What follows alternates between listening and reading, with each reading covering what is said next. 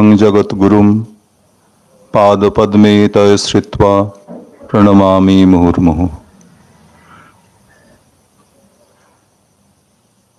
पूजनीय स्वामी शिवोमयानंदजीर स्मारक बक्तृता उपलक्षे आज आमरा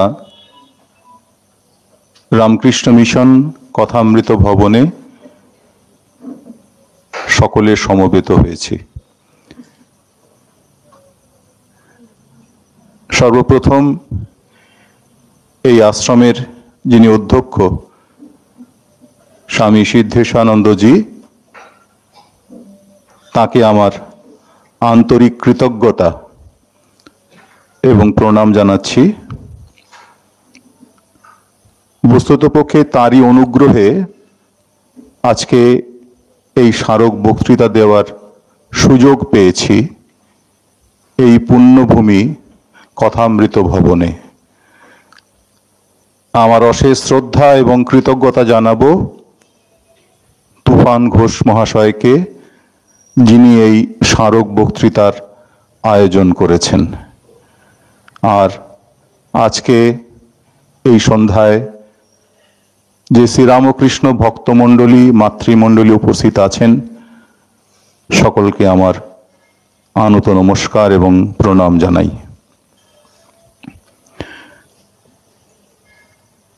আজকের আলোচ্য বিষয়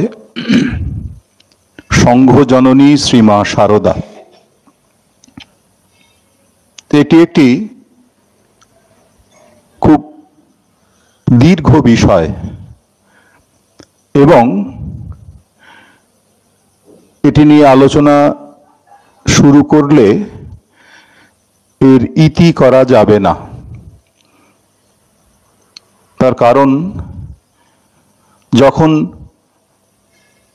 আমরা শ্রী মাকে স্মরণ করি এবং সংঘ জননী হিসেবে স্মরণ করি, তখন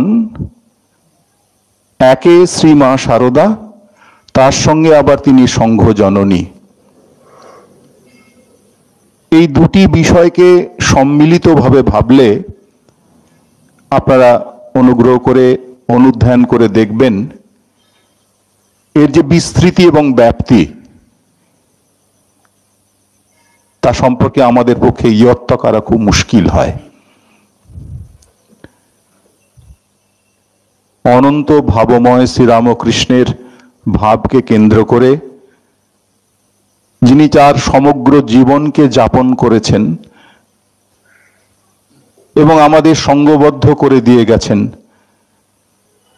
সেই আশ্চর্য জীবন কথা সংঘের আঙ্গিকে যখন আমরা স্মরণ করি, তখন সেই গভীরতার তল পাওয়া কঠিন হয়ে যায় আমার মতন সাধারণ মানুষের পক্ষে। তবু আমাদের ক্ষুদ্র সাধ্যের মধ্য দিয়ে আমরা প্রয়াসী হব। কিভাবে প্রয়াসী হব? না, ছোট্ট শিশু তার হাত দুটি বাড়িয়ে যেমন সে তার মাকে ধরতে চায়, সেই আকুলতা নিয়ে, সেই আশ্রয় প্রার্থী হয়ে আমরা এই বিষয়টির প্রতি আমাদের দৃষ্টিকে নিবদ্ধ করব। আপনারা জানেন, কাশীপুর উদ্যানবাটিতে অসুস্থ অবস্থায় থাকাকালীন 1886 খ্রিস্টাব্দে জানুয়ারি মাসে একদিন শ্রীরামকৃষ্ণ তার ত্যাগী শিষ্যদের গৈরিক বস্ত্র এবং রুদ্রাক্ষের মালা দান করেছিলেন। কাশীপুর উদ্যানবাটিতে সেবারত ত্যাগী শিষ্যদের মধ্যে একই সঙ্গে তিনি নরেন্দ্রনাথকে নেতা নির্বাচন করে দিয়েছিলেন কাশীপুর পর্বে। এই ঘটনাগুলি আমরা সকলেই জানি, তবু এই প্রসঙ্গে স্মরণ করতে ভালো লাগছে। এ কথা সর্বজনবিদিত। 1886 সালের 16 আগস্ট ওই কাশীপুর উদ্যানবাটিতে শ্রীরামকৃষ্ণ মহাসমাধি লাভ করেন। আর সেই বছরই ওই 1886 সালের 24 ডিসেম্বর রাত্রে আটপুরে প্রজ্বলিত ধুনির সামনে নরেন্দ্রনাথ এবং সেইখানে উপস্থিত ছিলেন তার 7 জন গুরু ভ্রাতা, মোট 8 জন। সেই প্রজ্বলিত ধুনির সামনে খোলা আকাশের নিচে তার একটি শপথ গ্রহণ করেছিলেন যে সংসার ত্যাগ করে তারা জগতের কল্যাণে নিজেদের জীবনকে উৎসর্গ করবেন। 1886 সালের 24 ডিসেম্বর। বরানগর মঠ, আলমবাজার মঠ এবং নীলাম্বর মুখোপাধ্যায়ের বাগানবাড়ি পর্ব অতিক্রম করে এই 3টে জায়গায় প্রাথমিক পর্বে মঠ ছিল। বরানগর, আলমবাজার, নীলাম্বর মুখোপাধ্যায়ের যে উদ্যানবাটি, এটিকে অতিক্রম করে 1898 সালে 12 নভেম্বর বেলুর মঠের যে ভূখণ্ড, বর্তমান ভূখণ্ড, সেইখানে রামকৃষ্ণ মঠ এবং রামকৃষ্ণ মিশনের প্রধান কার্যালয় স্থাপিত হয় 1898 সালের 12 নভেম্বর। তার পূর্বে অবশ্য আমরা জানি 1897 সালের 1 মে বাগবাজারে বলরাম বসুর বাটিতে রামকৃষ্ণ মিশন অ্যাসোসিয়েশন প্রতিষ্ঠিত হয়েছে স্বামীজির নেতৃত্বে। এই ঘটনা পরম্পরাগুলিকে আমরা স্মরণ করছি এই কারণে,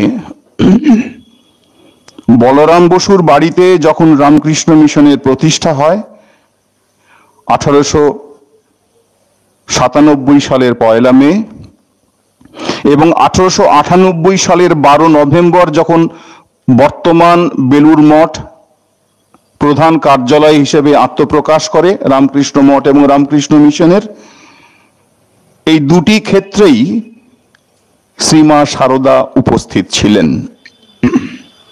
আমরা সংঘ জননী শ্রীমা সারদার কথা স্মরণ করছি, ফলে এই তথ্যগুলি আমাদের স্মৃতিপটে আর একবার ঝালিয়ে নিলে আমাদের বিষয়টির গভীরে প্রবেশ করতে সুবিধা হবে।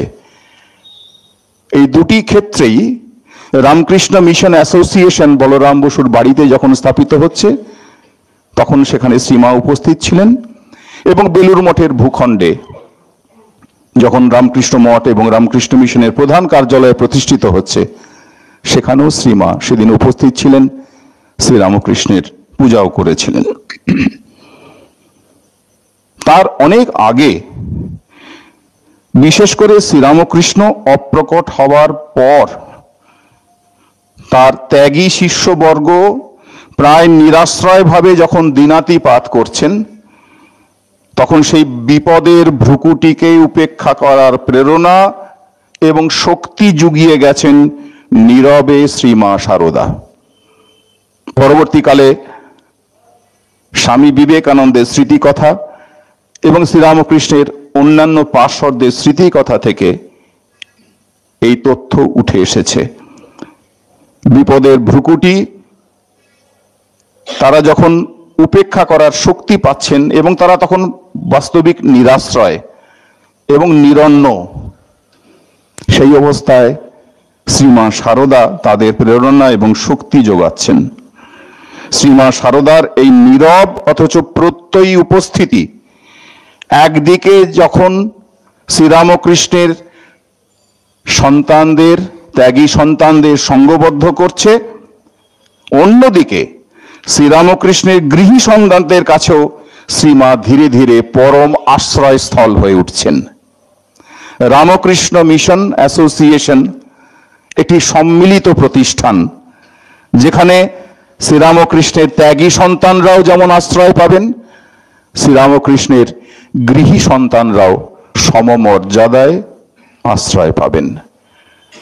এদের উভয়ের আশ্রয়ের স্থান হয়ে উঠছেন শ্রীমা সারদা। সংঘজননী হিসেবে তখন তাকে কেউই চিহ্নিত করেনি। অনেক পরে শ্রীমা সারদার যখন জীবনী লেখা হয় তার জন্ম শতবর্ষের সময় 1953-এর আশেপাশে, তখন তাকে সংঘজননী হিসেবে চিহ্নিত করা হয়েছিল। সেই বিখ্যাত গ্রন্থ আপনারা জানেন, শ্রীমা সারদা দেবী, যার রচয়িতা পূজনীয় স্বামী গম্ভীরানন্দজি মহারাজ। এছাড়াও আরেকটি কাজ হয়েছিল, শুধু ত্যাগী শিষ্য এবং গৃহী শিষ্যদের আশ্রয়স্থল নয়, শ্রীমা সারদার প্রেরণায় শ্রীরামকৃষ্ণের ত্যাগী এবং গৃহী সন্তানরা সম্মিলিতভাবে শ্রীরামকৃষ্ণ সংঘকে অনাগত কালের পথে অগ্রসর হওয়ার ক্ষেত্রে গুরুত্বপূর্ণ ভূমিকা শ্রীমা কিন্তু পালন করেছেন। কিভাবে করেছেন ভাবলে আশ্চর্য হতে হয়। আমরা তার কিছু কিছু জিনিস স্মরণ করব। আমরা জানি জগতের প্রতি শ্রীরামকৃষ্ণের মাতৃভাব ছিল। মা হিসেবে চেহারায় পুরুষ, কিন্তু আসলে মা। তো এই সত্যটি প্রকাশ করেছিলেন শ্রীমা স্বয়ং। তার সহধর্মিনী তিনি শিষ্য একজনকে বলছেন, জানো তো বাবা, ঠাকুরের জগতের প্রতি মাতৃভাব ছিল, সেই মাতৃভাব প্রকাশের জন্য এবার তিনি আমাকে রেখে গেছেন। নিজের স্বামী সম্পর্কে তার সহধর্মিনী প্রকাশ্যে বক্তব্য রাখছেন যে শ্রীরামকৃষ্ণের জগতের প্রতি মাতৃভাব ছিল। শ্রীরামকৃষ্ণের সেই মাতৃসুধা অকাতরে মানুষের অন্তরে বিতরণের মাধ্যমে শ্রীমা সারদা রামকৃষ্ণ সংঘকে সঙ্গবদ্ধ করেছিলেন। একমাত্র স্নেহ সুধা, মাতৃসুধাই আমাদের সঙ্গবদ্ধ করতে পারে। আজও সেই ধারা অবিচ্ছিন্নভাবে প্রবাহিত হয়ে ঝঞ্ঝা বিক্ষুব্ধ এবং তৃষ্ণার্ত মানব মনকে সিক্ত করছে, স্নিগ্ধ করছে এবং সম্মিলিত জীবন যাপনে অনুপ্রাণিত করে চলেছে। এই বিচ্ছিন্নতাবাদের যুগেও তার সমধিক প্রাসঙ্গিক এবং শক্তিবাহী এক প্রবাহ। শ্রীমা সারদা বস্তুতপক্ষে রামকৃষ্ণ সংঘ পরিচালনার কাজে কখনোই যুক্ত ছিলেন না। আনুষ্ঠানিকভাবে আমরা যাদের পরিচালক বা পরিচালিকা বলি, সেই অর্থে কিন্তু শ্রীমা কখনোই এরকম কোনো আনুষ্ঠানিকভাবে সংঘের পরিচালকের আসনে বসেননি। কিন্তু যারা রামকৃষ্ণ সংঘ পরিচালনা করতেন তারা সদা সর্বদা মায়ের আশীর্বাদ এবং নির্দেশ প্রার্থনা করতেন। এটা হচ্ছে মজার ব্যাপার। শ্রীমা সারদা যে রামকৃষ্ণের সঙ্গে অভিন্ন তা তাঁদের কাছে অবিদিত ছিল না। কি গৃহী সন্তান, কি সন্ন্যাসী সন্তান। শ্রী মায়ের সামান্যতম ইচ্ছা পূরণ করতে পারলে তারা নিজেদের ধন্য মনে করতেন। 1890 সালে বলরাম বসুকে স্বামী বিবেকানন্দ একটা চিঠি লিখছেন, পত্রাবলীতে রয়েছে, আপনারা অনেকেই পড়েছেন সেই চিঠি। তার কয়েকটি ছত্র আমি এখানে উদ্ধৃত করছি। স্বামীজি লিখছেন বলরাম বসুকে 1890-এ, লিখছেন, মাতা ঠাকুরানী যে প্রকার ইচ্ছা হইবে সেই প্রকার করিবেন। আমি কোন নরাধম যে তাহার সম্বন্ধে কোন বিষয়ে কথা বলিব। স্বামীজি সংকোচ বোধ করছেন এবং নিজেকে ওই বিশেষণে বিশেষিত করছেন। বস্তুতপক্ষে তিনি শ্রী মায়ের ওপর কখনো কোনো কথা বলেননি। কিন্তু শুধু স্বামী বিবেকানন্দই নন, শ্রীরামকৃষ্ণ স্বয়ং শ্রীমা সারদার উপদেশ এবং পরামর্শকে গ্রহণ করতেন, বিনা বাক্য ব্যয়ে মেনে চলতেন এবং শ্রীরামকৃষ্ণের পার্ষদরাও সেই নির্দেশ আদেশ মেনে চলতেন, কোনো বাক্য ব্যয় করতেন না। ভগিনী নিবেদিতার একটি রচনা উদ্ধৃত করে আমরা জানাতে পারি, তিনি বলছেন, নিবেদিতা লিখছেন, যার বাংলা করলে এরকম দাঁড়ায়, শ্রীরামকৃষ্ণ কোনো কিছু করার আগে তার অর্থাৎ শ্রী মায়ের পরামর্শ সর্বদা নিতেন। শ্রীরামকৃষ্ণের শিষ্যেরা তার উপদেশ সর্বদা মেনে চলতেন। এটি নিবেদিতা লিখে গেছেন। স্বামী শারদানন্দ একটি গুরুত্বপূর্ণ কথা বলছেন। শ্রীমা স্বামীজির কাজের উদ্দাম আবেগ যেন অনেক সময় রাশ টেনে ধরে নিয়ন্ত্রণ করতেন। কিরকম সে ঘটনা আপনারা জানেন। প্লেগ মহামারীর সেবা কাজে টাকার অভাব হলে স্বামী বিবেকানন্দ বেলুড় মঠে জমি বিক্রি করে দেওয়ার সংকল্প করেছিলেন। আবেগে রাশ টানছেন মা, কিন্তু শ্রীমায়ের আপত্তি ও যুক্তি স্বামী বিবেকানন্দ যে স্বীকার করে নিয়েছিলেন তা আমরা জানি। তার বিস্তৃত বিবরণ এখানে আর প্রয়োজন নেই। স্বামী বিবেকানন্দের সংস্পর্শে এসে দেশ বিদেশে কত ভাগ্যবান ব্যক্তি রূপান্তরিত হয়ে গেছেন, কিন্তু সেই বিখ্যাত বিশ্বখ্যাত স্বামী বিবেকানন্দ দীক্ষা দানের আসনে বসে, একজনকে দীক্ষা দেবেন বলে বসেছেন, সামনে দীক্ষার্থী স্বামীজি স্বয়ং, হঠাৎ তিনি সেই দীক্ষার্থীকে ফিরিয়ে দিচ্ছেন। স্বামীজি বলছেন, তোমার যিনি গুরু তিনি আমার চেয়েও বড়। পরে সেই দীক্ষার্থী শ্রী মা শারদার কাছে কৃপা পেয়েছিলেন। স্বামী বিবেকানন্দের সংস্পর্শে এসে মানুষকে তিনি উদ্ধার করেছেন, কিন্তু এই ক্ষেত্রে স্বামীজির এই বক্তব্য এবং তার পরবর্তী ঘটনা প্রবাহ আমরা যখন চিন্তা করি তখন আশ্চর্য লাগে এবং শ্রী মায়ের মহিমা আমরা খানিকটা অনুভব করতে পারি। 1901 সালে স্বামী বিবেকানন্দ যখন বেলুড় মঠে দুর্গাপুজো করতে চাইলেন তখন অনেকে আপত্তি করেছিলেন যে এত খরচ খরচা, তখন মঠের আর্থিক অবস্থা অত্যন্ত খারাপ, কিন্তু শ্রী মা সেই প্রস্তাব সমর্থন করেছিলেন এবং যার জন্য 1901 সালে বেলুড় মঠে মূর্তিতে দুর্গাপূজার প্রবর্তন হয়েছিল, আপনারা জানেন। কিন্তু রঘুনন্দন টিকা অনুসারে নবমী তিথিতে স্বামীজি যখন বলিদান করতে চাইলেন মা সেখানে আপত্তি করেছিলেন। স্বামীজি সেই নির্দেশ বিনা দ্বিধায় গ্রহণ করেন, কিন্তু শ্রী মায়ের নামে সংকল্প করে স্বামী বিবেকানন্দ বেলুড় মঠে যে দুর্গাপূজার প্রচলন করেছিলেন আজও সেই ধারা অনুসৃত হয়ে আসছে। এখনো মায়ের নামে সংকল্প করে দুর্গাপূজা মঠে অনুষ্ঠিত হয়। শ্রীমা শারদার জীবন অনুধাবন করলে আমরা বুঝতে পারি নিজ জীবনে তিনি তপস্যা অগ্নি প্রজ্বলিত করে শ্রীরামকৃষ্ণ শক্তিকে সঙ্গবদ্ধভাবে জাগরুক রেখেছিলেন। অগ্নিকে প্রজ্বলন করলে আমরা আলো পাই, অগ্নিকে প্রজ্বলন করলে, অগ্নি প্রজ্বলন হলে আমরা উত্তাপ পাই। একটা সংগঠন বা একটা সংঘকে টিকিয়ে রাখতে গেলে ওই তপস্যার অগ্নিকে জ্বালিয়ে রাখতে হয়। শ্রীমা শুধু পঞ্চতপাই করেননি, সমগ্র জীবনটাই ছিল তার রামকৃষ্ণ তপস্যা। সেই রামকৃষ্ণ তপস্যার অগ্নিকে গোটা জীবন তিনি প্রজ্জ্বল রেখেছিলেন নিজের জীবনের আঙ্গিকে এবং মানুষকে তার সঙ্গবদ্ধ করেছে।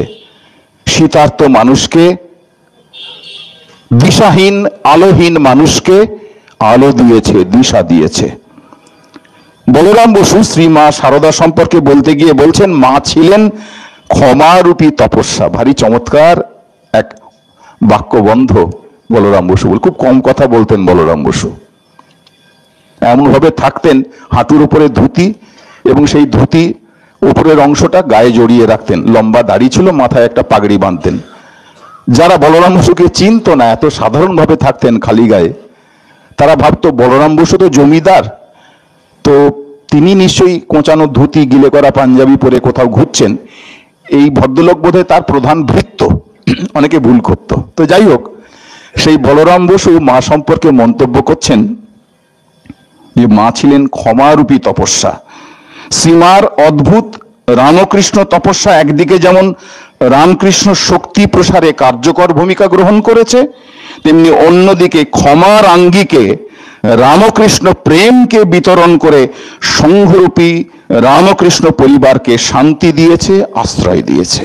মানুষ ভুল করে, ক্ষমা দরকার, ক্ষমা না থাকলে সঙ্গবদ্ধ করা যায় না। বিভিন্ন মত পথের মানুষ আছে, তাদের বিভিন্ন মানসিক যে গতি প্রকৃতি আলাদা, কিন্তু নিরন্তর ক্ষমার মধ্য দিয়ে রামকৃষ্ণ প্রেম যেমন সেখানে ঢেলে দিয়েছেন শ্রীমা, আবার নিজের জীবনে তপস্যার আগুন জেলে সেই আলো, উৎসাহ এবং প্রেরণা জুগিয়েছেন রামকৃষ্ণ সংঘকে।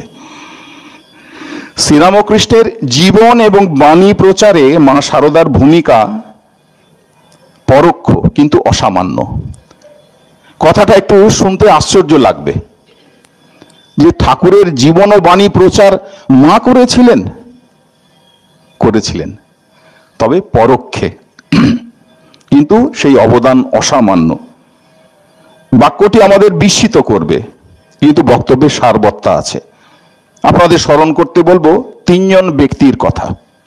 প্রথমজন অবশ্যই স্বামী বিবেকানন্দ, দ্বিতীয়জন মহেন্দ্রনাথ গুপ্ত, যার বাড়িতে আমরা এখন বসে আছি, এবং তৃতীয় ব্যক্তি স্বামী শারদানন্দ।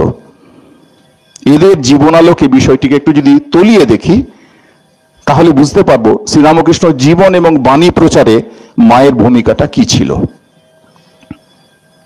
স্বামী বিবেকানন্দের যে স্বীকৃতি 1893 খ্রিস্টাব্দে শিকাগো বক্তৃতার মাধ্যমে বিশ্ববাসীর কাছে তিনি প্রকাশ করেছিলেন, এবং সেই 1893 থেকে 1902 তার প্রয়াণের বর্ষ পর্যন্ত তিনি সর্বত্র শ্রীরামকৃষ্ণ বাণীকে প্রচার করেছেন বক্তৃতার মাধ্যমে, এবং নিজের জীবনের মহতী কর্মের মাধ্যমে সেটি প্রসার ঘটেছে স্বামী বিবেকানন্দের জীবনের আঙ্গিকে। সেই কাজে স্বামী বিবেকানন্দকে ক্রমাগত উৎসাহ দিয়েছেন, আশীর্বাদ করেছেন শ্রীমা শারদা। 1902 সালে তার দেহান্ত হয়, স্বামী বিবেকানন্দের মহাসমাধি হয়েছিল।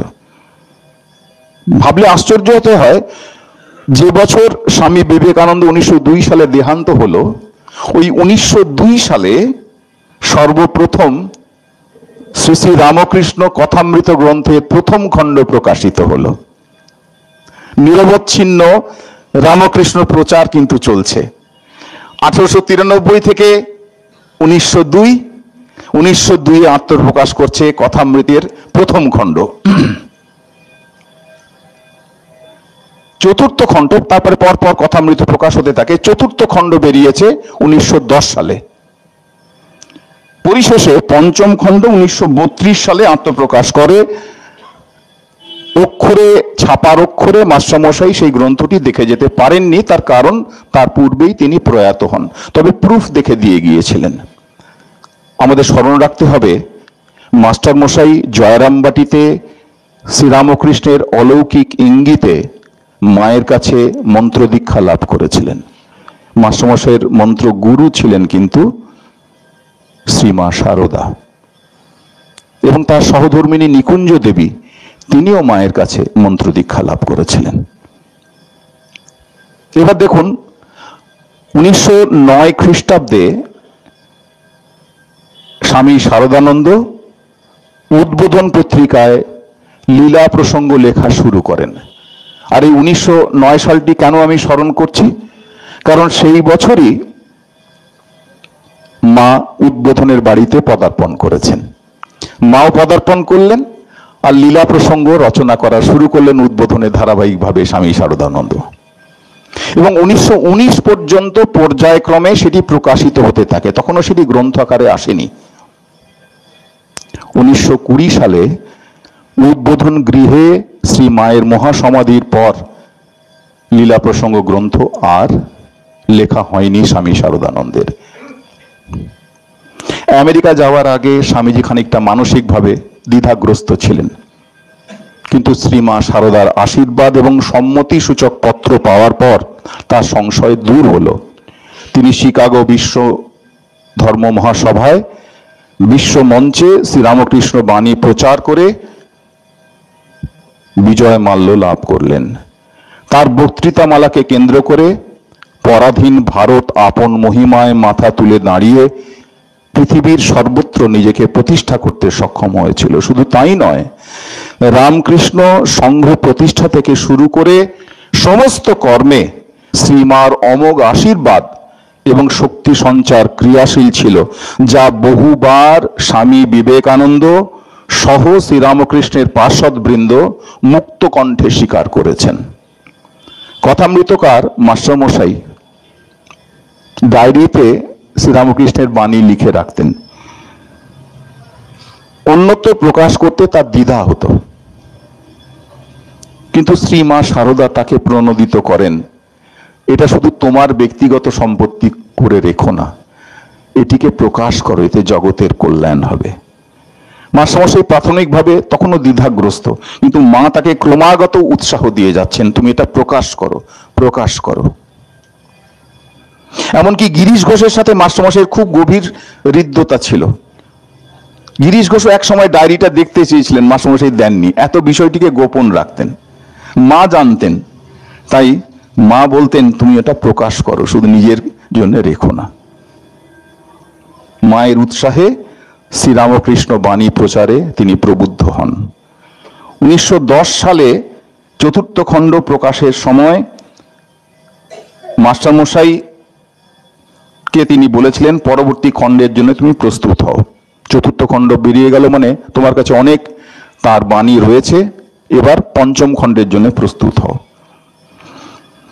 কিন্তু তারপর থেকে শ্রীমর শরীর খারাপ হতে থাকে, তা সত্ত্বেও তিনি মায়ের নির্দেশ মনে রেখেছিলেন।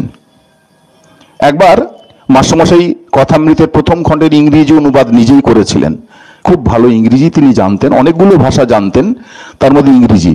তার ইংরেজির প্রশংসা করেছেন মিস ম্যাকলাউড। একটি চিঠিতে ম্যাকলাউড লিখেছেন যে স্বামী বিবেকানন্দের পর আমি যার ইংরেজির প্রশংসা করব তিনি অবশ্যই মাস্টারমশাই। অসাধারণ পণ্ডিত মানুষ ছিলেন। ইন্টেলিজেন্সিয়া শব্দটা আজকাল আমরা কলকাতায় খুব শুনি। সেকালের ইন্টেলিজেন্সিয়াকে শাসন করার যে শক্তি তা কিন্তু শ্রীমঠ ছিল। তার যে কেরিয়ার, সেটা নিয়ে যদি কখনো কথা বলার সুযোগ হয় সেটা নিয়ে আলাদা একটা বিষয় হতে পারে। তার পড়াশোনার রেঞ্জ কি অসাধারণ ছিল মাস্টারমশাইয়ের, ভাবলে আশ্চর্য হতে হয়। তো যাই হোক, তো সেই মাস্টারমশাই কি বলছেন, ইংরেজি অনুবাদ গ্রন্থ প্রকাশ করার পর একজন মাস্টারমশাই খুব প্রশংসা করছেন, মা আপনি এত চমৎকার একটা কাজ করছেন। তখন মাস্টারমশাই উত্তর দিচ্ছেন, এটা তার অন্তরের বিশ্বাস, নিছক বিনয় নয়। কি বলছেন, আমাদের শক্তিতে কি কথামৃতের প্রথম ভাগের অনুবাদ হয়েছে না কথামৃত লেখা হয়েছে? মা শক্তি দিয়েছেন তাই এসব হয়েছে, কোট আনকোট। এটা মাস্টারমশাই বলে গেছেন। এবং মায়ের নির্দেশ পালনে তিনি তৎপর হন।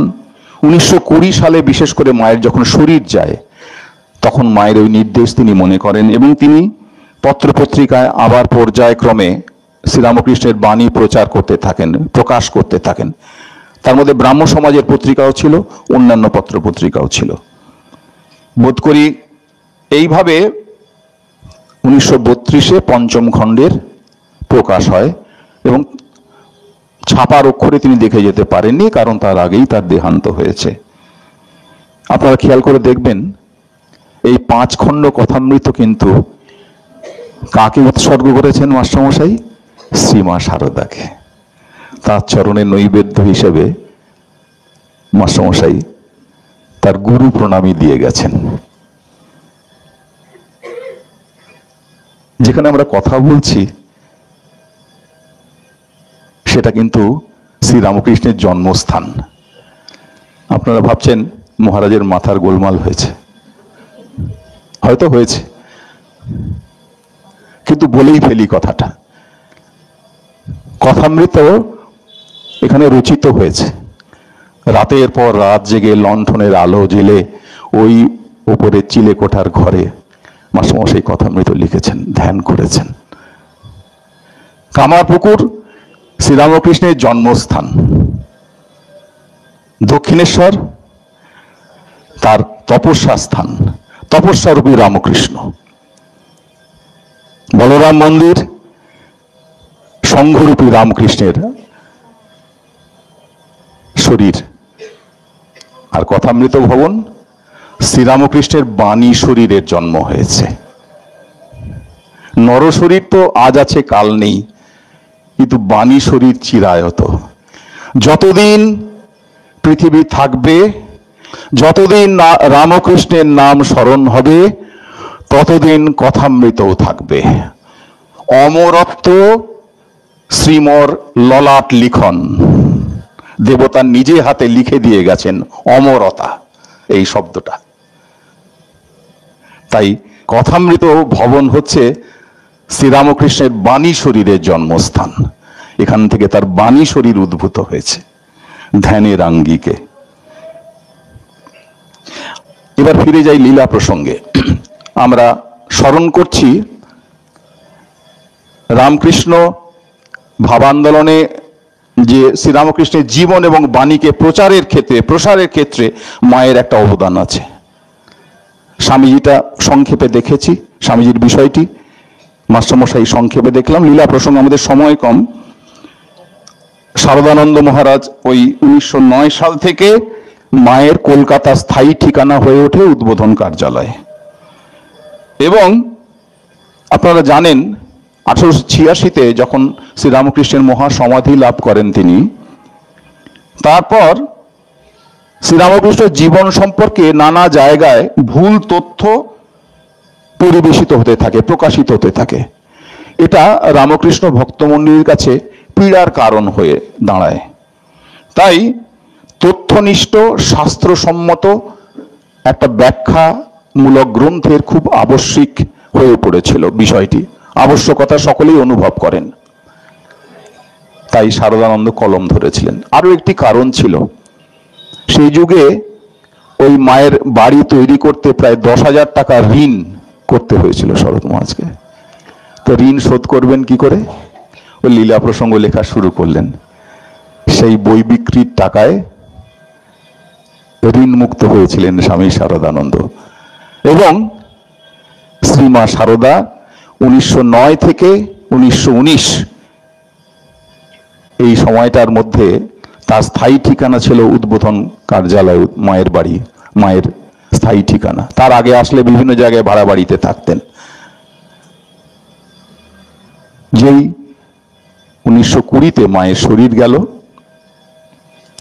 শারদানন্দ লীলা প্রসঙ্গ রচনা করা বন্ধ করে দিলেন। মায়ের প্রত্যক্ষ উপস্থিতি এইভাবেই শারদানন্দকে তার কর্মে পরিচালিত করেছিল। এমনকি স্বামী ব্রহ্মানন্দের তিরোধানের আরো কয়েক বছর পরে স্বামী শারদানন্দ সংঘের প্রশাসনিক কাজকর্ম থেকেও নিজেকে অনেকাংশে সরিয়ে নিয়ে শেষের কয়েকটা বছর খুব অন্তর্মুখী জীবনযাপন করেছিলেন। একটি প্রতিষ্ঠান থেকে কিন্তু শারদানন্দজি খুব গভীরভাবে যুক্ত ছিলেন, তাদের সাহায্য করে গেছেন।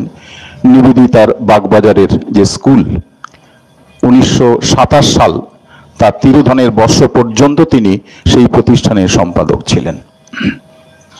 ওটি রামকৃষ্ণ মিশন প্রতিষ্ঠিত প্রথম বিদ্যালয়, বালিকা বিদ্যালয় দিয়ে রামকৃষ্ণ মিশন তার যাত্রা শুরু করেছিল। পরবর্তীকালে সেটি সারদা মঠকে হস্তান্তরিত করা হয়। শ্রীমা শারদার যে জীবনে আমরা দেখেছি আদর্শের রূপায়ণ, একটি আদর্শকে রূপায়িত করেছেন, অবদান রেখেছেন। তার চরিত্র এবং যাপিত জীবনে সেই রূপায়ণ সম্ভব হয়েছিল। শ্রীরামকৃষ্ণ একটা কথা বলেছিলেন যে তিনি যা করছেন তার চেয়ে অনেক বেশি করতে হবে শ্রীমাকে, ঢের বেশি তোমাকে করতে হবে। শ্রীমা শারদা সাধারণ মানুষকে জানতেন এবং বুঝতেন।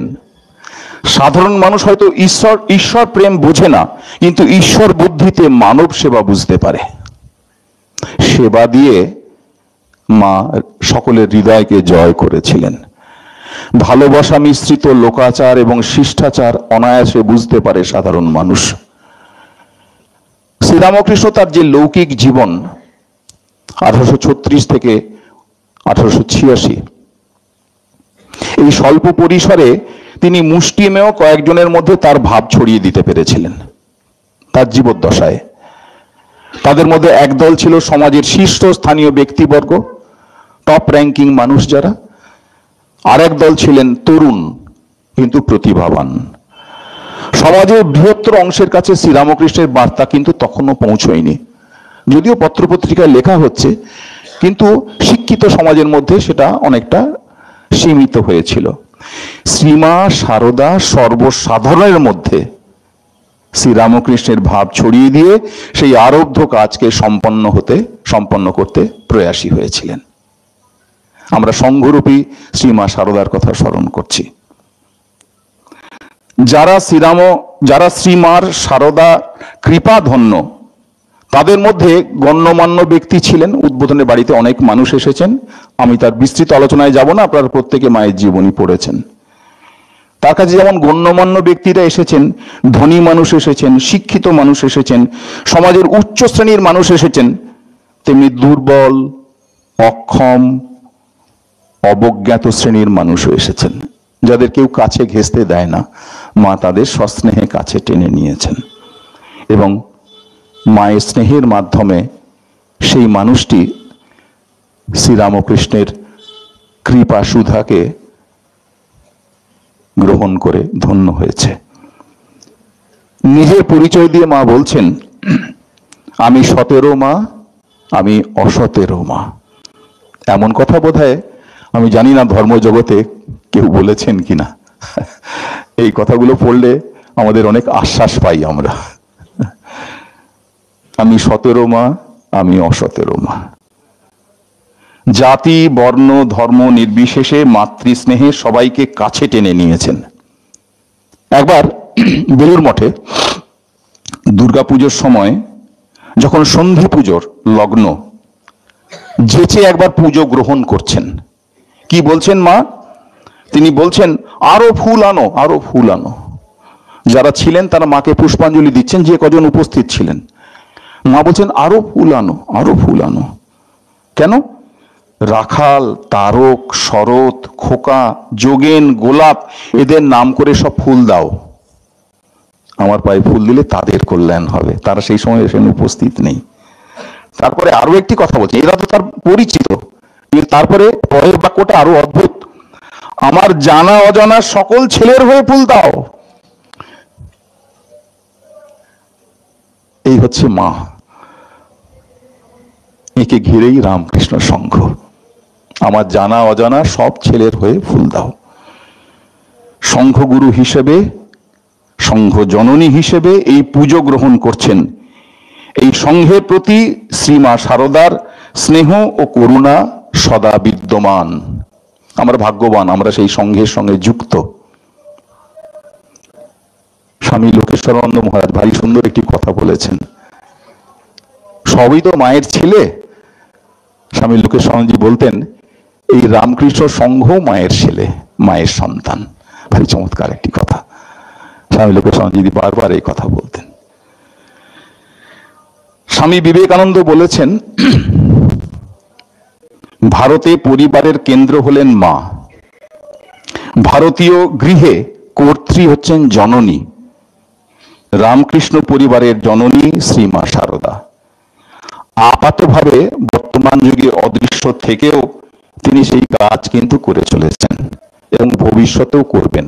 অনেক ভক্ত তার করুণা এখনো অনুভব করে। সেই দায় তার, কারণ তিনি সংঘ জননী। শিষ্যের মুক্তি না হলে গুরুর মুক্তি হয় না। তো ছেলের মেয়ের মুক্তি না হলে মায়ের মা যাবেন কোথায়? আসতেই হবে, আমাদের কাছাকাছি থাকতে হবে। শ্রীমা সারদা রামকৃষ্ণ সংঘের জননী, কিন্তু আনুষ্ঠানিকভাবে যারা সংঘের অন্তর্ভুক্ত নন তাদের প্রতিও শ্রীমা সারদার অপার স্নেহ আমাদের মুগ্ধ করে। সেই অর্থে শ্রীমা সারদা মানব সংঘ জননী। রামকৃষ্ণ সংঘ জননী নিয়ে আমরা কথা বলছি, কিন্তু যারা রামকৃষ্ণ সংঘের অন্তর্ভুক্ত নন তাদেরও তিনি জননী। সেই অর্থে তিনি মানব সংঘের জননী। জগৎ জুড়ে তার সন্তান সন্ততি ছড়িয়ে রয়েছে এবং অপার করুণায় শ্রীমা তাদের সঙ্গে নিজেকে যুক্ত রেখেছেন। সকলের আনন্দে তার আনন্দ, বেদনায় তিনি বেদনার্ত। কিভাবে সংসারের পঙ্কিল আবর্ত থেকে তাদের উদ্ধার করে সুন্দর এবং উন্নত জীবনে অগ্রসর হতে সাহায্য করা যায় সেই চিন্তায় তিনি যত্নশীল। একটি ঘটনার কথা আপনাদের স্মরণ করিয়ে দেব। কোয়ালপাড়ার আশ্রমে, জগদম্বা আশ্রমে, একে কি বলবেন আপনি যদি ঘটনাটিকে আপনাদের স্মরণ করিয়ে দিই। জগদম্বা আশ্রমে একটি প্রকাণ্ড তেঁতুল গাছ ছিল আগে। তো সেখানে একটি খাটিয়াতে মা বসে আছেন। একটি ডোমের মেয়ে কাঁদতে কাঁদতে এসে মায়ের কাছে নালিশ করছে। কি বিষয়? তার উপপতি তাকে ত্যাগ করেছে। সে বিবাহিত ছিল, তার আগের স্বামীকে ত্যাগ করে উপপতির সঙ্গে বাস করে। এবার সেই উপপতি তাকে ত্যাগ করেছে। কার কাছে যাবে? মায়ের কাছে এসেছে। মেয়েটির এই উপপতির জন্যই ঘর সংসার ছেড়েছিল, এখন সে সম্পূর্ণ নিরুপায়। কোথায় যাবে সে? মেয়েটির দুঃখের কাহিনী শুনে শ্রীমা একটু গম্ভীর হলেন, ওই ডোমকে ডেকে পাঠালেন, যার সঙ্গে সে এখন ঘর করছে, তার উপপতিটিকে। স্নেহপূর্ণ মৃদু ভৎসনা স্বরে বললেন, ও তোমার জন্য সব ফেলে এসেছে, তুমি ওর সেবাও নিয়েছো, এখন ওকে ত্যাগ করলে তোমার মহা অধর্ম হবে, নরকেও স্থান পাবে না। মায়ের কথায় এমন জোর ছিল, তার সেই উপপতি ডোম, তার মন গলে গেল। সে ধীরে ধীরে ওই পত্নীকে সঙ্গে নিয়ে বাড়ি চলে গেল। অধ্যাত্ম জগতের গুরুর কাছে এমন সমস্যাও আসে, জগন্মাতা সারদার কাছে তো আসবেই, এবং তার কি অসাধারণ সমাধান! এর চেয়ে বড় আশ্রয় প্রশ্রয় কি হতে পারে? অনুগ্রহ করে আপনারা ভেবে দেখবেন। আমি যখনই ভাবি আমার খেই থাকে না, ভাবনার খেই হারিয়ে যায়। এই ঘটনাটি বিশেষ করে আমায় খুব নাড়া দেয়। আরেকটি ঘটনা, এটিও আপনারা জানেন হয়তো, তবু স্মরণ করতে ভালো লাগছে। কারণ আমরা একটি কথা একটু আগেই স্মরণ করেছি, যারা রামকৃষ্ণ সংঘের অন্তর্ভুক্ত নন তাদেরও তিনি মা, তিনি মানব সংঘ জননী। এই ডোমের মেয়েটি বা তার উপপতি কি রামকৃষ্ণ সংঘের সঙ্গে তাদের কোনো সম্পর্ক আছে না পরে হয়েছে? কিন্তু মা সেখানে নিজের মাতৃত্বকে প্রতিষ্ঠা করে তার ওই দুই সন্ততির সম্পর্ককে আবার পুনরুদ্ধারে সাহায্য করছেন। জয়রামবাটিতে কাছে শিরোমণিপুরে একটি গ্রাম আছে, মুসলিম প্রধান গ্রাম। তুঁতে মুসলমান কয়েকটি কলা নিয়ে এসে মাকে বলছেন, মা ঠাকুরের জন্য এইগুলি এনেছি, নেবেন কি? মা সঙ্গে সঙ্গে হাত বাড়িয়ে দিয়ে বলছেন, খুব নেব বাবা, দাও। ঠাকুরের জন্য এনেছো, নেব বই কি। মায়ের জনৈক স্ত্রী ভক্ত সেখানে ছিলেন, তিনি বললেন, ওরা চোর, আমরা জানি, ওর জিনিস ঠাকুরকে দেওয়া কেন? মা সে প্রশ্নের কোনো উত্তর দিলেন না, খালি কলাগুলি নিঃশব্দে তুলে রেখে দিলেন এবং সেই মুসলমানকে মুড়ি মিষ্টি খাওয়ানোর ব্যবস্থা করলেন। তুমি বাবা চারটি খেয়ে যাও, বেলাবেলি হয়েছে, একটু মুড়ি মিষ্টি জল খাইয়ে তাকে সস্নেহে বিদায় দিলেন, কলাগুলি রেখে দিলেন এবং ঠাকুরকে পরে ভোগও দিয়েছিলেন। এবং সে চলে যাবার পর সেই ভক্ত স্ত্রীলোককে তিনি বলছেন, তিরস্কার করে গম্ভীরভাবে বলছেন, কে ভালো কে মন্দ আমি জানি। তিনি বলতেন, দোষ মানুষের লেগেই আছে, কি করে যে তাকে ভালো করতে হবে তা জানে কজন। শ্রীমা তা জানতেন বলেই আজ তিনি বিশ্ব জননী, মানব সংঘের জননী। 1918 সালে এরা কেউই রামকৃষ্ণ সংঘ পরিবারভুক্ত নয়। ওই যে কলাগুলি এনেছিল সে কি রামকৃষ্ণ পরিবারের সংঘভুক্ত নয়, কিন্তু সেখানেও মায়ের স্নেহ স্পর্শ প্রসারিত। 1918 সাল উড়িষ্যায় ভয়ঙ্কর দুর্ভিক্ষ হয়েছিল সে বছর। রামকৃষ্ণ মিশন সেখানে সেবা কেন্দ্র করে ক্ষুধার্ত মানুষকে অন্নদান সেবার ব্রত পালন করেছিলেন। শ্রীমাকে লিখিত একটি পত্রে স্বামী শারদানন্দ দুর্ভিক্ষ পীড়িত মানুষের দুঃখ কষ্টের বিবরণ যেমন দিয়েছেন, তেমনি রামকৃষ্ণ মিশনের সীমিত সাধ্যের কথা উল্লেখ করেছেন, যে আমাদের অত তো টাকা পয়সা নেই, কিন্তু এতদিন ধরে আমরা সেবা কার্য চালাচ্ছি, আমাদের হাতে তেমন পয়সা করি নেই। এখন যেমন আপনারা অনেক ডোনেশন দেন রিলিফ শুরু হলে, কিন্তু তখন রিলিফে টাকা আসতো, কিন্তু এত বেশি আসতো না। তখন মানুষের এত অভাব অভিযোগ, বিশেষ করে দুর্ভিক্ষের সময়। রামকৃষ্ণ মিশন তো কাজ বন্ধ করে আসতে পারছে না, শরৎ মাঝির উপর পুরো দায়িত্ব রয়েছে, তিনি সাধারণ সম্পাদক। মাকে লিখছেন যে এদের খুব প্রয়োজন আছে, কিন্তু আমাদের সাধ্য তো সীমিত, কি করব মা, একটু অসহায়। মায়ের কাছে আকুল প্রার্থনা জানিয়ে বলছেন যাতে মানুষের অসহনীয় দুঃখ কষ্টের অবসান হয়। বলছে মা তুমি আশীর্বাদ করো, এই ক্ষুধার্ত মানুষগুলো যেন ক্ষুধার হাত থেকে বাঁচতে পারে, তুমি এমন একটা কিছু করো, আশীর্বাদ করো। শ্রীমা তখন জয়রামবাটিতে অবস্থান করছেন। প্রবোধ চট্টোপাধ্যায়, যিনি শ্যামবাজার হাই স্কুলের প্রধান শিক্ষক ছিলেন, মায়ের শিষ্য, রামায় মহারাজের মাস্টারমশাই, আপনারা জানেন তার কথা। তিনি চিঠিটা পড়ছেন। চিঠিটা শুনতে শুনতে মায়ের দু চোখ বেয়ে জলের ধারা নেমে আসছে, অশ্রুতে চোখ ভিজে যাচ্ছে, পরনের কাপড়ে ভিজিয়ে দিচ্ছে সেই অশ্রু। আর বলছেন, চোখে জল মুছছেন আর বলছেন, ঠাকুর লোকের দুঃখ কষ্ট আর দেখতে শুনতে পারি নে। তার হৃদয়ের গভীর তন্ত্রীতে সাড়া দিয়েছে, বেদনার সেই তার বেজে উঠেছে, অশ্রু হয়ে ঝরে পড়ছে, অমল অশ্রু হয়ে। বলছেন, ঠাকুর লোকের দুঃখ কষ্ট আর দেখতে শুনতে পারি নে, তাদের দুঃখ জ্বালার অবসান করো। প্রতিকূল পরিস্থিতির সঙ্গে সংগ্রাম করে শরৎ মহারাজের প্রচেষ্টার আন্তরিক উল্লেখ করে শ্রীমা আরো বলেছিলেন, ঠাকুর রাস ঠেলে দাও, সকলকে দেবার মতো তাকে দুহাত ভরে দাও। শরতের কাছে আরো সাহায্য পৌঁছে দাও ঠাকুর, যাতে মানুষকে দুহাত ভরে সে দিতে পারে, ক্ষুধার্ত নিরন্ন মানুষের মুখে অন্ন দিতে পারে। সে তো তোমারও সন্তান, আমারও সন্তান। আর যারা ক্ষুধায় কাতর, দুর্ভিক্ষে কাতর, তারাও তোমার সন্তান। মা অশ্রুসিক্ত যুগল নয়ন দুহাতে মুছছেন আর নিরন্তর শ্রীরামকৃষ্ণের কাছে প্রার্থনা করে যাচ্ছেন। আপনারা স্বামী ঈশানানন্দজির যে বই রয়েছে সেটি যদি পড়ে দেখেন, সেখানে তার বিস্তৃত বিবরণ রয়েছে। আমি সংক্ষেপে ঘটনাটি বললাম। শ্রীমা তখন উদ্বোধন কার্যালয়ে অবস্থান করছেন। একদিন এক খ্রিস্টান রমণী শ্রী মায়ের কাছে উপস্থিত হয়ে তার অসুস্থ কন্যার জন্য মঙ্গল প্রার্থনা করার জন্য আর্জি জানাচ্ছেন। বিদেশিনী, তিনি খ্রিস্টান। বলছেন, আমার মেয়েটি অসুস্থ, চিকিৎসায় ফল হচ্ছে না, তুমি কিছু ব্যবস্থা করে দাও। কি করে খবর পেয়েছে কে জানে। সে মেম সাহেবকে মা কাছে বসিয়ে স্নেহপূর্ণ বাক্যে আশ্রয় দান করছেন, তার কন্যার আরোগ্য লাভের জন্য যথোচিত ব্যবস্থা গ্রহণ করে তাকে আশ্বস্ত করছেন। মায়ের ঐকান্তিক প্রার্থনায় এবং ব্যবস্থাপনায় সেই অসুস্থ কন্যাটি দ্রুত সুস্থ হয়ে ওঠে।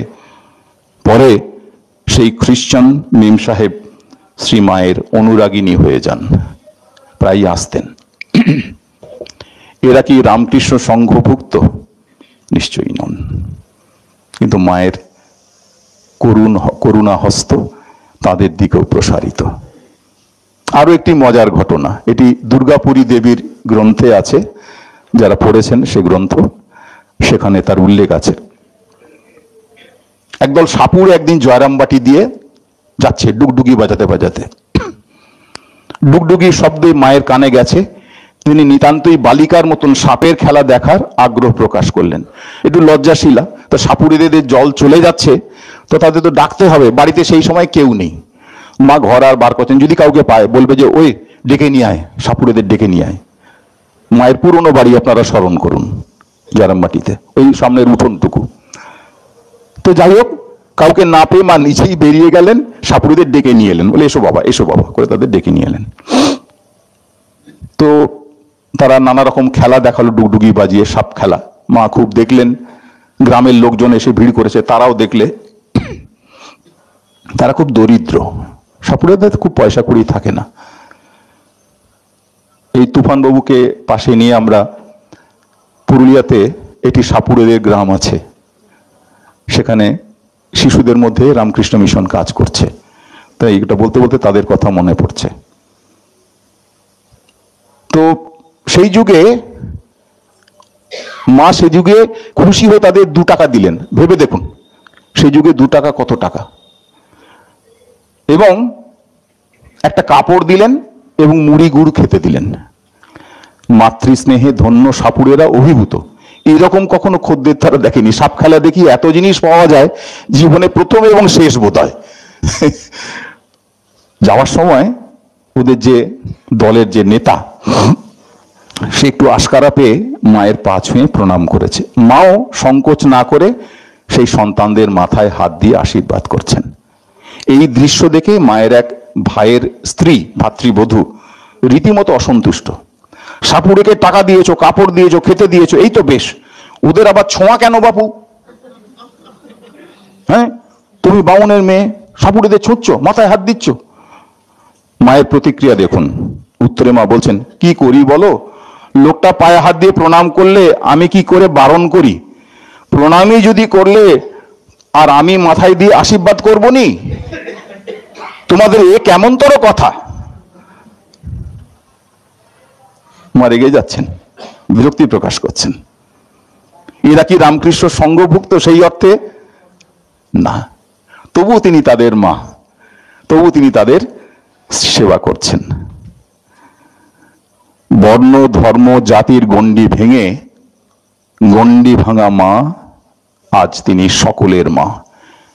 দরিদ্র, শিক্ষা বঞ্চিত, আর্ত পীড়িত, হতাশাজর্জর মানুষের পানে শ্রীমা সারদার অমোঘ আশীর্বাদ নতুন করে বেঁচে ওঠার আশ্বাস পৌঁছে দেয়, তাদের জীবন প্রবাহকে আলোকিত পথে পরিচালিত করে।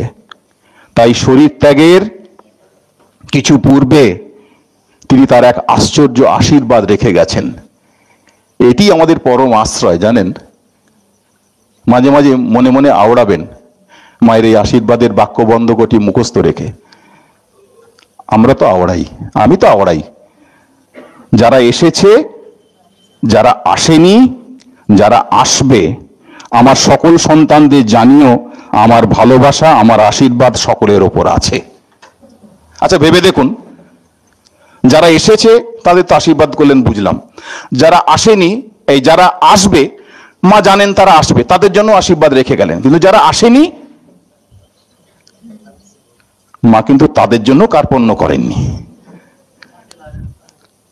তাদের জন্য আশীর্বাদ রেখে গেছেন।